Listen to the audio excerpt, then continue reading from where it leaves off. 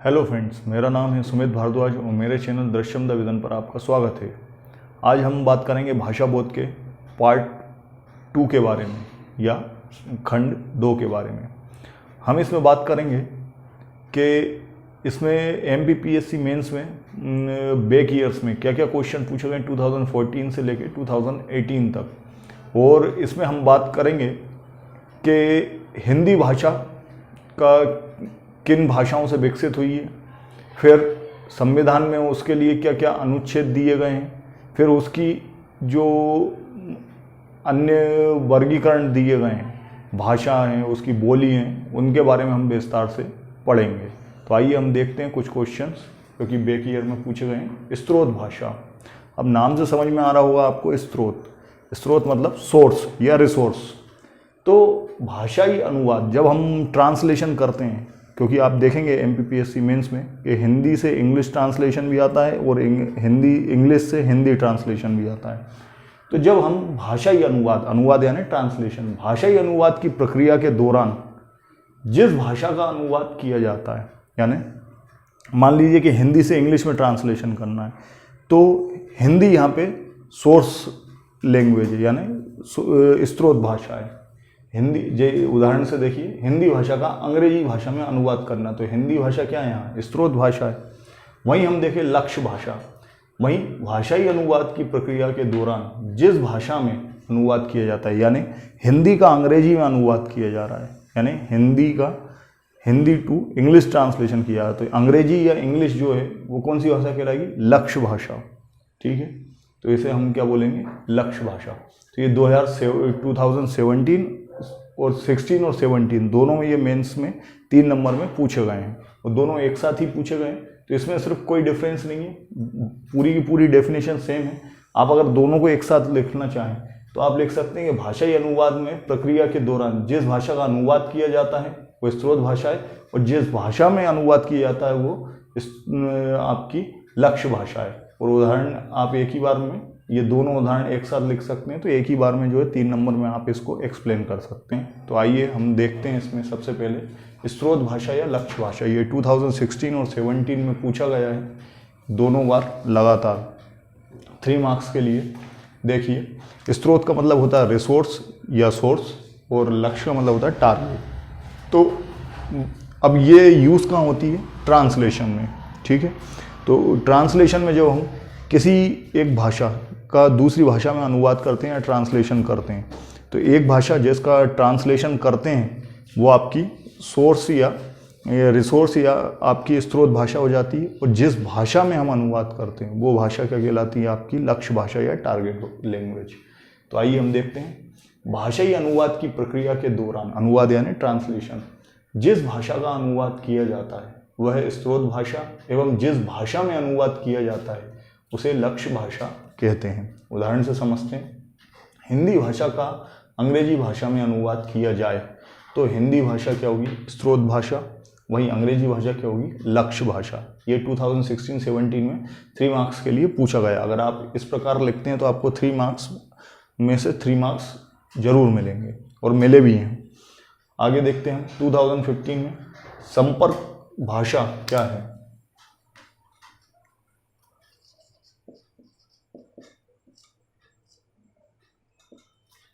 संपर्क भाषा, तो समझ में आ रहा है, कॉन्टेक्ट लैंग्वेज है संपर्क भाषा।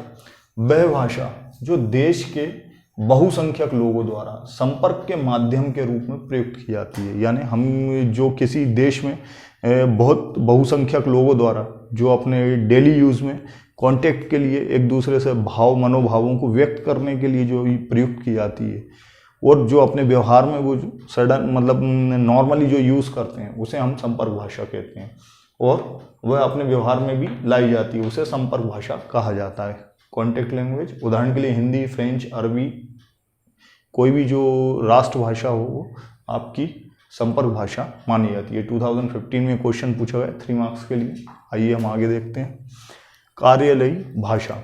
अब इसमें जो क्वेश्चन पूछा गया है वो कार्यालयी भाषा के गुण पूछे गए हैं, लेकिन हो सकता है आगे समय में आपसे जो है नेक्स्ट ईयर में पूछी जाए कि कार्यालयी भाषा क्या है, उदाहरण सहित समझाइए 3 मार्क्स के लिए। तो देखिए, वह भाषा जिसमें पारिभाषिक शब्दों का यथाउचित प्रयोग हो। पारिभाषिक शब्द क्या, जो ऑफिशियल यूज के लिए जो शब्द टेक्निकल वर्ड्स जो यूज किए जाते हैं वो, जिसकी भाषा संक्षिप्त हो, शॉर्ट में हो, इन शॉर्ट, स्पष्ट हो, क्लियर हो और सिंपल हो, यानी कि सरल हो।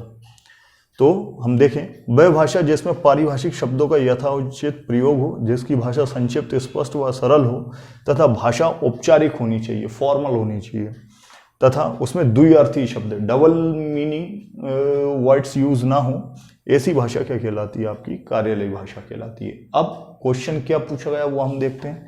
2015 में मेंस में पूछा गया 3 मार्क्स के लिए कि कार्यालयी भाषा के गुण बताइए। तो गुण देखते हैं हम स्टेप बाय स्टेप। फर्स्ट है भाषा में, यही हम इसको हम गुणों के रूप में लिख दें, भाषा में पारिभाषिक शब्दों का यथाउचित प्रयोग, ठीक है, यानी कि पारिभाषिक शब्द यानी टेक्निकल जो ऑफिशियल लैंग्वेज में यूज होने वाले वर्ड्स हैं उनका हम यूज करते हैं, जिसकी भाषा संक्षिप्त हो यानी कि इन शॉर्ट हो, एब्रीविएट हो, स्पष्ट हो, क्लियर हो और सरल हो, एक ये गुण होगा। भाषा औपचारिक हो, फॉर्मल हो, साथ में द्विअर्थी डबल मीनिंग वर्ड्स का यूज ना किया ना हो, तो वो भाषा क्या कहलाएगी, आपकी कार्यालयी भाषा, और ये उसके गुण हो जाएंगे और ये उसकी डेफिनेशन हो जाएगी। तो इस प्रकार हमने देखा कि आपकी स्रोत भाषा क्या है, लक्ष्य भाषा क्या है और आपकी कार्यालयी भाषा क्या है। तो अब हम देखते हैं राजभाषा आयोग के बारे में, ठीक है। कई राजभाषा आयोगों की नियुक्ति हुई, उनमें हम देखते हैं प्रथम राजभाषा आयोग। तो इसका जो गठन है, फॉर्मेशन है, वो 7 जून 1951 ईस्वी को किया गया। जैसे ही हमारा संविधान बना 26 जनवरी 1950 को हम रिपब्लिक हुए, गणतंत्र हुए, उसके बाद फिर राजभाषा आयोग का गठन किया गया 7 जून 1951 को, 7 जून 1951। इसने रिपोर्ट प्रस्तुत की अपनी 31 जुलाई 1956 को, अपनी जो है रिपोर्ट का सबमिशन किया। इसके अध्यक्ष थे बाल गंगाधर खेर और कुल सदस्यों की संख्या थी 20। अब इनने कुल सिफारिशें की थी, वो 19 सिफारिशें की थी, जिनमें इनके जो सदस्य थे 20 सदस्यों में से 2 विरोधी सदस्य थे। एक तो सुनीति कुमार चटर्जी और पी सुब्बुरायन। सुनीति कुमार चटर्जी क्यों विरोधी थी, क्योंकि इन्होंने जो है ये एक बंगाली लेखिका थी और दूसरे पी सुब्बुरायन दक्षिण भारतीय थे। तो ये दोनों जो है हिंदी भाषा को जो है प्रमोट करने के पक्ष में नहीं थे। तो इस आयोग ने कुछ सिफारिशें दी, वो हम मुख्य सिफारिशें देख लेते हैं। संपूर्ण देश में माध्यमिक स्तर यानी मिडिल लेवल तक स्कूलों में हिंदी अनिवार्य की जाए। दूसरा, देश में न्याय यानी जस्टिस जो हो, जुडिशरी हो, वो देश की भाषा में किया जाए। तीसरा, अखिल भारतीय स्तर तक अंग्रेजी का प्रयोग संभव नहीं है। तो अखिल भारतीय स्तर यानी कि हम बात करें यानी कि राष्ट्रीय लेवल पे यानी नेशनल लेवल पे जो है अंग्रेजी की भाषा का प्रयोग संभव ना, मतलब ना किया जाए, प्रयोग ना किया जाए, ताकि प्रचलन कम हो इंग्लिश भाषा का। और अंतर्राष्ट्रीय स्तर पर जो है अंग्रेजी का प्रयोग संभव हो सकता है, क्योंकि आपको अंतर्राष्ट्रीय स्तर पर कांटेक्ट करना है तो फिर आप ये यूज़ कर सकते हैं। तो ऐसे ही कुल मिला के 19 जो है हिंदी को बढ़ाकर और अंग्रेजी को कम किया जाए प्रचलन में, क्योंकि ऐसा कहा भी गया था कि जब हमारा भारतीय संविधान बना था तो उसमें जो है कहा गया था कि अगले 10 वर्षों तक जो है अंग्रेजी जो है प्रयोग की जाएगी, जब तक कि ये सब सूटेबल ना हो जाए, सारी चीज़ें, सारी स्थितियाँ साधारण ना हो जाए, तब तक जो है आपके संविधान की भाषा और जुडिशरी की भाषा या अन्य जो सरकारी कामकाज है वो इंग्लिश में चलने दिया। जब अपनी हिंदी भाषा में सब कुछ तैयार हो जाए तो उसके बाद जो है इसको संसद में इनको बदला जा सकता है। अब वहीं इन जो तो सदस्यों में आयोग की सिफारिशों को चूँकि अभी 2 लोगों ने विरोध कर दिया था 20 में से, तो इस कारण से जो है इस प्रथम राजभाषा आयोग को जो है इसकी स्वीकृति को नहीं माना किया, इसको कैंसिल कर दिया। वहीं हम देखते हैं अब संसदीय राजभाषा समिति, इसको किया गया, इसका गठन हुआ 16 नवंबर 1957 ईस्वी को, क्योंकि प्रथम राजभाषा आयोग जो है वो निरस्त कर दिया है, क्योंकि 2 लोगों ने 20 में से 2 लोगों ने इसका विरोध किया था। फिर वहीं इसने रिपोर्ट जो प्रस्तुत की वो 8 फरवरी 1959 ईस्वी में की। अब अध्यक्ष थे इसके गोविंद बल्लभ पंत। वहीं इसके सदस्य, क्योंकि ये संसदीय समिति थी तो इसमें लोकसभा के सदस्यों की संख्या 20 थी, वहीं राज्यसभा के सदस्यों की संख्या 10 थी, कुल मिला के 30 सदस्य थे। अब इन्होंने जो सिफारिशें दी थी उनमें से मुख्य सिफारिशें थी कि 26 जनवरी 1965 के बाद अंग्रेजी सहयोग भाषा के रूप में प्रयोग हुई। सहयोग यानी कॉन्टैक्ट के रूप में, यानी अगर किसी को समझ में नहीं आता है तो उसको साथ एक ट्रांसलेशन उसका अंग्रेजी में भी प्रयोग होगा। वहीं हम देखें सेकंड, अखिल भारतीय सेवाओं में एवं अखिल भारतीय सेवा यानी कि आपकी जो यूपीएससी संघ लोक सेवा आयोग की जो है आपके आईएएस, आईपीएस और आईएफएस और बाकी आईआरएस या अन्य जो केंद्रीय सेवाएं हैं उनमें परीक्षा का माध्यम के रूप में जो है अंग्रेजी प्रयोग की जाएगी। वहीं हम देखें साथ ही इन सेवाओं के अधिकारियों एवं कर्मचारियों को जो है हिंदी कर्मचारियों को हिंदी के रूप में हिंदी के लिए प्रशिक्षित किया जाएगा, हिंदी के लिए प्रशिक्षित किया जाता रहेगा। तो इस प्रकार की जो थी कि इसमें अंग्रेज संसदीय जो समिति थी उसने जो है अंग्रेजी को बढ़ावा दिया और हिंदी को कहीं ना कहीं जो है इन्होंने नेग्लेक्ट करने की कोशिश की। तो वहीं पे जो है सेठ गोविंद दास एवं राजर्षि पुरुषोत्तम दास टंडन ने जो है सरकार के ऊपर आरोप लगाया कि ये अंग्रेजी भाषा को बढ़ावा दे रहे हैं और हिंदी भाषा के प्रचलन को हतोत्साहित कर रहे हैं। तो इस कारण से जो है ये राजभाषा समिति की भी जो अनुशंसाएं थी उन्हें भी नहीं स्वीकार किया गया। तो इससे संबंधित जो क्वेश्चंस है वो पूछे गए हैं या पूछे जाने की पॉसिबिलिटी है, इसलिए मैंने आपसे ये डिस्कस किया।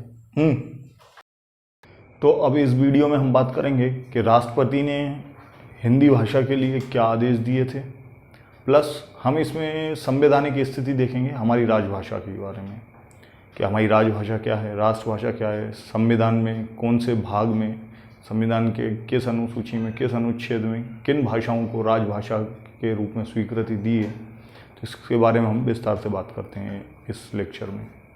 देखिए, राजभाषा के लिए राष्ट्रपति का आदेश हुआ 1960 ईस्वी में, ठीक है। इससे पहले राजभाषा आयोग जो है गठित हुआ था और उसने अपनी अनुशंसाएं दी थी, लेकिन कुछ समिति के अंदर अंतर्विरोध के कारण जो है वो राजभाषा का रिकमेंडेशन जो है कंसीडर नहीं किया गया। उसके बाद फाइनली फिर इसके बाद दूसरा राजभाषा आयोग आया और फिर उन्होंने कुछ रिकमेंडेशन दिए। तो फिर उसके बाद जो निष्कर्ष निकल के आया तो हमारे यहाँ के जो राष्ट्रपति हैं उन्होंने राजभाषा के लिए कुछ आदेश पारित किए इसके विकास के लिए। आदेश दिया गया 27 अप्रैल 1960 को, यानी 27 अप्रैल 1960 ईस्वी को एडी में। आदेश बिंदु क्या थे कि इसमें 5 मंत्रालयों को जो है लिया गया, शिक्षा मंत्रालय, गृह मंत्रालय, कानून मंत्रालय, वैज्ञानिक अनुसंधान मंत्रालय, सामाजिक कल्याण मंत्रालय। इन पांचों को प्रायोगिक रूप से इन 5 मंत्रालयों के लिए नियम, उपनियम और अधिनियम को जो है हिंदी भाषा में निर्मित किया जाए। फिर निर्देश दिए गए, साथ ही हिंदी शब्दावलियों का निर्माण किया जाए। ये सब जो है इस आदेश को जो है राष्ट्रपति द्वारा पारित किया गया। फिर इसके बाद जो है इसमें एक नोट है और ये नोट के अंदर जो है हम देखेंगे राजभाषाओं, राष्ट्रभाषा और अन्य 22 राजभाषाओं की संवैधानिक स्थिति क्या है। तो संविधान के भाग 17, चूँकि हमारे जब संविधान बना, संविधान सभा के रिकमेंडेशन पे 26 नवंबर 1950 को और फाइनली जो है 26 जनवरी 1950 को जो 26 नवंबर 1949 को सबसे पहले पारित हुआ कुछ अधिनियम और उपनियमों के साथ। बाद में फाइनली जो है 26 जनवरी 1950 को जो है राष्ट्रपति के साइन होने के बाद जो है हमारा संविधान लागू हुआ। तो उसमें जो है उस समय जो है हमारे संविधान में जो 22 भाग थे, 8 अनुसूचियाँ थी और इसके बाद फिर जो है कुल मिला के 395 अधिनियम थे, आर्टिकल थे, अनुच्छेद थे। तो उसी के बारे में हम बात करते हैं आगे। अब संविधान का भाग जो 17 है उसके अंदर 8वीं जो अनुसूची है उसके अंतर्गत जो है राजभाषा का उल्लेख किया गया। राजभाषा अनुच्छेद 343 से लेके 351 यानी आर्टिकल 343 से लेके 351 तक जो है राजभाषा अधिनियम का उल्लेख किया गया। ये MPPSC मेंस 2018 में पूछा गया क्वेश्चन है कि राजभाषा अधिनियम का उल्लेख किसके अंतर्गत किया गया है, तो अनुच्छेद 343 से 351 के अंतर्गत जो है राजभाषा अधिनियम दिया गया है और 8वीं अनुसूची के अंदर इसका उल्लेख है, यानी 8 शेड्यूल 17 पार्ट और आर्टिकल है 343 टू 351। ये 2018 में पूछा गया क्वेश्चन, राजभाषा अधिनियम किस अनुच्छेद के अंतर्गत। अगर हम हिंदी के बारे में बात करें तो राजभाषा, तो अनुच्छेद 343 जिसमें हिंदी में दिया गया है हिंदी के लिए कि भारत संघ की जो राजभाषा है वो हिंदी होगी, जो कि देवनागरी लिपि में हो, वो संघ की राजभाषा होगी। तो वहीं हम बात करें कि अनुच्छेद 343 के अनुसार भारत संघ की राजभाषा हिंदी और लिपि देवनागरी होगी। ये क्वेश्चन 2014 में पूछा गया है कि हिंदी भाषा किस लिपि में लिखी जाती है, तो देवनागरी लिपि में लिखी जाती है। ये MPPSC 2014 का मेंस का क्वेश्चन है 3 मार्क्स के लिए। वहीं हम देखें देवनागरी लिपि में अन्य भाषाएं कौन कौन सी जो कि देवनागरी लिपि में लिखी जाती है हिंदी के अलावा, तो वो है संस्कृत, मराठी, कश्मीरी, राजस्थानी, इसके अलावा कोंकणी, नेपाली, जो कि 71वें संविधान संशोधन अधिनियम 1992 के द्वारा जोड़ी गई हैं 8वीं अनुसूची में। वहीं संथाली और बोडो जो है 92वें संविधान संशोधन अधिनियम 2003 ईस्वी के तहत जोड़ी गई हैं। ये सारी जो भाषा हैं वो सब क्या है, आपकी देवनागरी लिपि में लिखी जाती है। तो इसमें जो क्वेश्चन पूछा गया है 2015 में कि मराठी, राजस्थानी और नेपाली जो हैं किस लिपि में लिखी जाती हैं, तो देवनागरी लिपि। लिपि का मतलब क्या होता है, स्क्रिप्ट, लिखने का स्टाइल। किसी भी भाषा को लिखने का स्टाइल कि वो लेफ्ट टू राइट लिखी जाती है, राइट टू लेफ्ट लिखी जाती है, ऊपर से नीचे लिखी जाती है, नीचे से ऊपर लिखी जाती है, लेफ्ट राइट टू लेफ्ट लिखी जाती है। ये जो लिखने का तरीका है वो आपका स्क्रिप्ट या लिपि कहलाता है। तो देवनागरी लिपि में जो है मराठी, राजस्थानी और नेपाली जो भाषा है वो देवनागरी लिपि में लिखी जाती है। ये क्वेश्चन 3 मार्क्स के लिए 2015 में पूछा गया था। इसके अलावा 2015 में एक और क्वेश्चन पूछा गया था कि आपकी जो है 8वीं अनुसूची में 22 जो भाषाएं उनमें से 3 राजभाषाओं का नाम लिखिए। तो 22 भाषाएं, उनमें से आप कोई सी भी जो है 3 भाषा जो कि संस्कृत, मराठी, कश्मीरी, राजस्थानी, कोंकणी, नेपाली, या 22 भाषा में किसी भी 3 भाषा का नाम लिख सकते हैं। 2015 में 3 मार्क्स के लिए पूछा गया था। वहीं हम देखें 8वीं अनुसूची में जोड़ी गई अन्य भाषाएं, तो सबसे पहले जो है 15वीं भाषा के रूप में, सबसे पहले जब 8वीं अनुसूची बनाई गई थी राजभाषा के लिए, तो उसके अंतर्गत जो है 14 भाषाओं का उल्लेख था। बाद में फिर संविधान संशोधन के द्वारा जो है बाकी की अन्य 7 भाषाओं को इसमें जोड़ा गया। तो सबसे पहले जोड़ी गई थी 15वीं भाषा सिंधी भाषा, जो कि 21वें संविधान संशोधन अधिनियम 1967 के द्वारा जो है 8वीं अनुसूची में या 8 शेड्यूल में ऐड की गई है, जोड़ी गई। तो ये क्वेश्चन 2018 में ही पूछा गया है MPPSC मेंस में कि सिंधी भाषा को किस संविधान संशोधन अधिनियम द्वारा जोड़ा गया है। तो 21वां संविधान संशोधन अधिनियम 1967 या 21th अमेंडमेंट एक्ट 1967। वहीं हम देखें कि जो है इसके अलावा ये जो है सिंधी भाषा जो है वो 15वीं भाषा थी। वहीं 16वीं भाषा के रूप में मणिपुरी, 17वीं कोंकणी और 18वीं नेपाली भाषाओं को जो है 8वीं अनुसूची में जोड़ा गया। अब कुल मिला के जो है 18 भाषा हो चुकी थी। तो इनमें ये जो जोड़ा गया था 71वें संविधान संशोधन अधिनियम 1992 को जो है इसे अमेंडमेंट एक्ट 71 अमेंडमेंट एक्ट 1992 के द्वारा जो है 8 शेड्यूल यानी 8वीं अनुसूची में जो है इनको जोड़ा गया।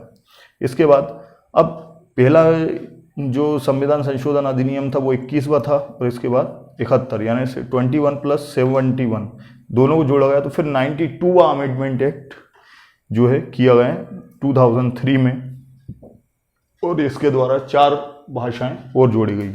कौन कौन सी हैं? डोंगरी 19वीं भाषा, 20वीं बोडो, 21वीं मैथिली और 22वीं संथाली। तो इसको याद रखने का शॉर्ट ट्रिक है DBMS। DBMS एक जो है कंप्यूटर साइंस का एक सब्जेक्ट होता है इंजीनियरिंग में। तो DBMS से आप इसको याद कर सकते हैं। D से डोगरी, B से बोडो, M से मैथिली और S से संथाली। तो ये 8वीं अनुसूची में कुल जो है 22 राजभाषाओं को सम्मिलित किया गया। तो इस प्रकार हमने देखा कि राष्ट्रपति ने क्या अनुशंसा दी हिंदी के विकास के लिए।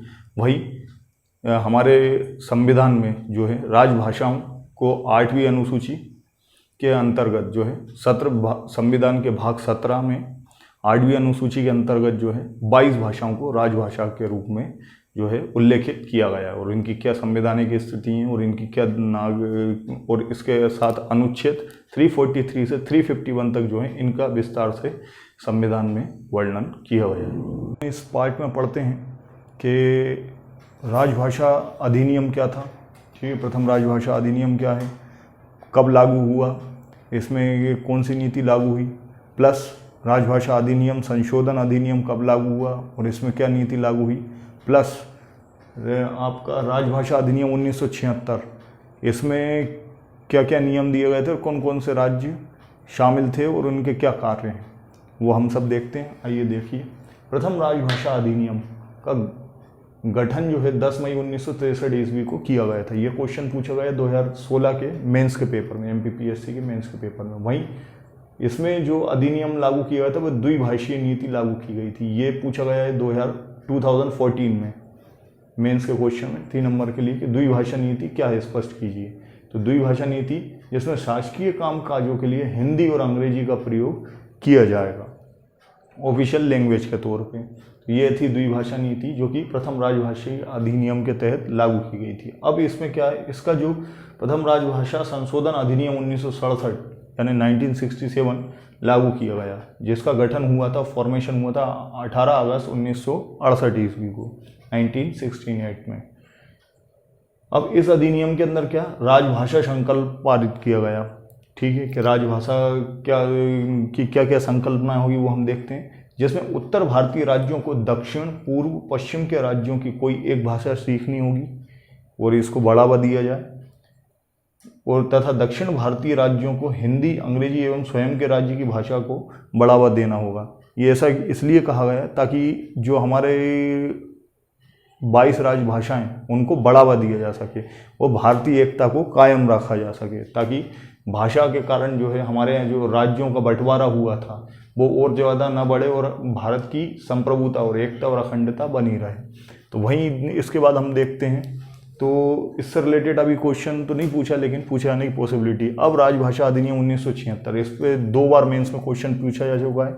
2018 यानी लास्ट ईयर ही पूछा गया था और 2015 दोनों में ये क्वेश्चन, प्लस 2014 में भी इससे क्वेश्चन पूछा गया। तो आइए देखते हैं क्या है राजभाषा अधिनियम 2018 में पूछा गया कि क्या है 1976 में। तो इसमें जो है 3 श्रेणियों में बांटा गया, का श्रेणी के राज्य, खा श्रेणी के राज्य, गा श्रेणी के राज्य। इनका काम क्या है कि इनकी जो ऑफिशियल लैंग्वेज है जिसमें ये पत्रचार करेंगे केंद्र के साथ, केंद्र सरकार के साथ पत्र व्यवहार किस भाषा में करेंगे उसके बारे में इसके अंतर्गत जो है वर्णन किया गया है। तो का श्रेणी के राज्यों में वे राज्य जिनकी राजभाषा ऑफिशियल लैंग्वेज हिंदी है। तो देखते हैं कौन कौन से 9+1 यानी 9 राज्य और एक केंद्र शासित प्रदेश। इनमें कौन कौन से, ऊपर से देखते हैं हम, हिमाचल प्रदेश, उत्तरांचल और झारखंड, फिर बिहार, उत्तर प्रदेश, मध्य प्रदेश, छत्तीसगढ़, राजस्थान और हरियाणा। ये पूरे 9 राज्य प्लस दिल्ली, कुल मिला के 10 राज्य। तो इन 10 राज्यों की जो राजभाषा है वो है हिंदी।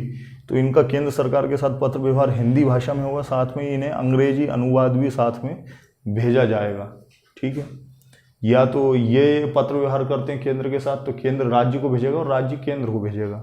वहीं हम देखें खा श्रेणी के राज्य, ये 2014 में क्वेश्चन पूछा गया है कि खा श्रेणी राज्यों के नाम बताइए, इसमें कौन कौन से राज्य आते हैं। तो इसमें 3+2 का रूल है, यानी पंजाब, गुजरात, महाराष्ट्र, ये 3 राज्य हैं और 2 केंद्र शासित प्रदेश, चंडीगढ़ और अंडमान निकोबार द्वीप समूह। 2014 के MPPSC के मेंस के क्वेश्चन में पूछा गया इन राज्यों के नाम।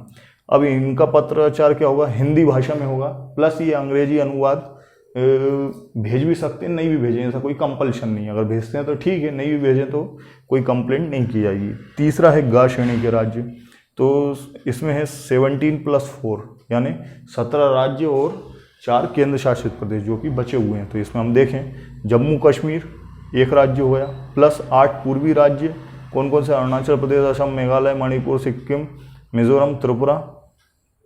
भाई हम देखें तो आपका 8 है दक्षिण राज्य, आंध्र प्रदेश, कर्नाटक, गोवा, तेलंगाना, तमिलनाडु, केरला और इसके अलावा भी ठीक है उड़ीसा, तो कुल मिला के और प्लस 4 केंद्र शासित प्रदेश जो कि ऊपर से बचे हुए हैं। कौन कौन सा? दिल्ली को छोड़ दें हम, और 3+2 हम छोड़ दें कौन से?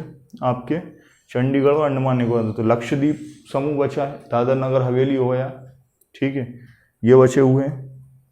तो इनमें से जो है बाकी के 4 केंद्र शासित प्रदेश होंगे और इनकी हमेशा जो है पत्राचार अंग्रेजी में किया जाएगा। तो इस प्रकार हमने देखा कि एमपीपीएससी मेंस में राजभाषा, प्रथम राजभाषा आयोग का गठन कब हुआ, ये क्वेश्चन पूछा गया है। इसमें क्या वर्णन किया गया है, द्विभाषा नीति क्या थी, ये लागू कब की गई, इसका संशोधन क्या था, राजभाषा अधिनियम 1976 क्या है, इसके बारे में पूछा गया 2 बार। और प्लस इनके जो कौन कौन से राज्य किन किन श्रेणी के राज्यों में आते हैं उनके नाम पूछे गए।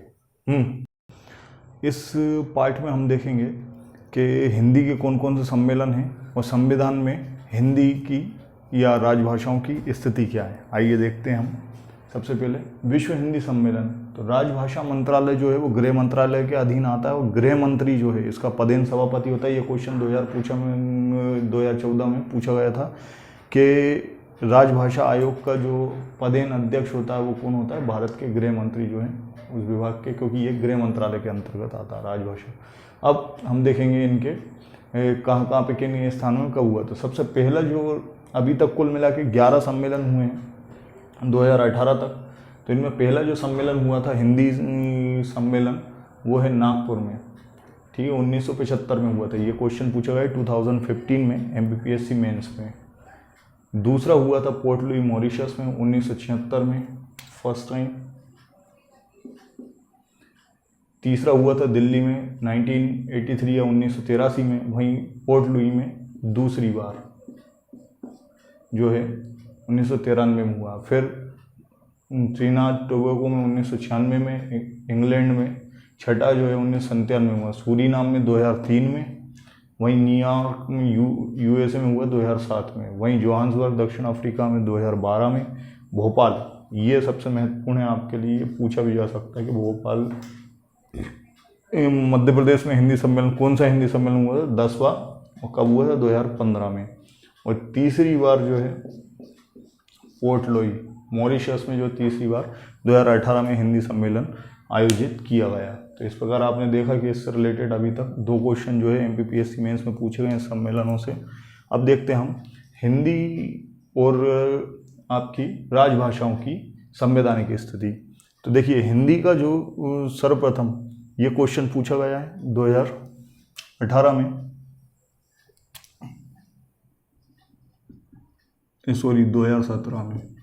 हिंदी का 14 सितंबर 1949 ईस्वी को अनुच्छेद 343 के अंतर्गत राजभाषा जिसकी लिपि देवनागरी होगी, ये कब लागू किया गया कि राजभाषा के रूप में कब स्वीकृत किया गया? 14 सितंबर 1949 को। ये 2018 में पूछा गया ये क्वेश्चन, ठीक है, एमपीपीएससी मेंस में। वहीं 2018 में क्वेश्चन पूछा गया कि जो हिंदी भाषा है उसकी लिपि क्या है? तो उसकी लिपि जो है देवनागरी। तो अनुच्छेद 343 यानी आर्टिकल 343 में लिखा गया है भारत संघ की आधिकारिक भाषा हिंदी होगी जो कि देवनागरी लिपि में होगी। वहीं हम देखें ये 2014 में क्वेश्चन पूछा गया कि इसकी जो लिपि होगी वो कौन सी होगी? देवनागरी लिपि होगी, ठीक है। वहीं हम देखें अनुच्छेद 344 यानी 344 में राजभाषा हिंदी के प्रचार प्रसार संरक्षण के लिए बीजे खेर की अध्यक्षता में राजभाषा आयोग 1955 में गठित किया गया, जिसके अनुशंसा पे जो है राजभाषा अधिनियम 1963 बनाया गया। तो ये क्वेश्चन भी ऑलरेडी क्वेश्चन पूछा जा चुका है एमपीपीएससी मेंस में। अनुच्छेद 345 में जो है राज्यों के शासकीय कार्यालय और स्वयं की राजभाषा में करने की स्वतंत्रता जो है अनुच्छेद 345 के तहत दी गई है। वहीं अनुच्छेद 346 या 346 में राज्यों के मत के पत्र व्यवहार की भाषा क्या होगी उसके बारे में इसमें विस्तार से दिया गया है। वहीं अनुच्छेद 347 या 347 आर्टिकल में राष्ट्रपति किसी राज्य के प्रदेश को 8वीं अनुसूची के अंतर्गत आने वाली 22 भाषाओं के अंतर्गत जो है किसी भी भाषा को राजभाषा चुनने के लिए स्वतंत्रता प्रदान की है। वहीं अनुच्छेद 348 या 348 में सर्वोच्च न्यायालय या उच्च न्यायालय की भाषा हिंदी होगी, और जब तक हिंदी में जो है आईपीसी या सीआरपीसी तैयार नहीं हो जाती तब तक उस सारे कामकाज जो है अंग्रेजी में चलेंगे।